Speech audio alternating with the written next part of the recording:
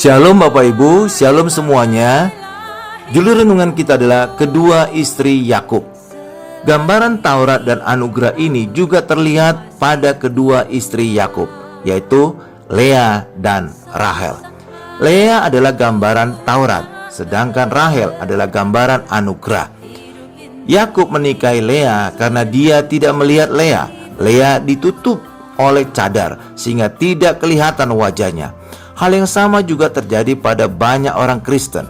Pikiran mereka tumpul, tidak mengenal firman Allah.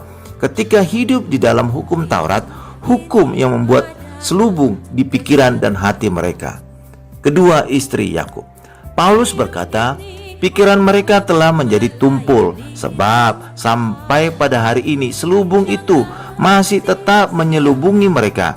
Jika mereka membaca perjanjian lama itu tanpa disingkapkan, karena hanya Kristus saja yang dapat menyingkapkannya.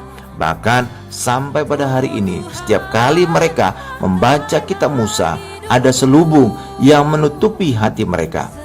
Tetapi apabila hati seseorang berbalik kepada Tuhan, maka selubung itu diambil daripadanya. 2 Korintus 3 ayat 14 sampai dengan 16. Berbalik kepada Tuhan Yesus, itulah di dalam anugerah, maka selubung itu, cadar itu diambil dari mereka. Mengapa Laban memberi Lea kepada Yakub? Karena menurut aturan, anak tertua harus menikah lebih dahulu. Yakub menikahi Lea karena aturan, karena hukum bahwa yang tertua harus menikah lebih dulu. Tetapi Rahel dinikahi Yakub bukan karena aturan, tetapi karena kasih. Dia sayang kepada Rahel, bukan menurut aturan, bukan menurut hukum. Kedua istri Yakub. Hal yang sama juga terjadi pada kita. Kita menjadi mempelai Kristus bukan berdasarkan hukum, bukan karena melakukan hukum Taurat, tetapi berdasarkan kasih karunia. Kita dikasih oleh Bapa kita. Itulah gambaran Rahel.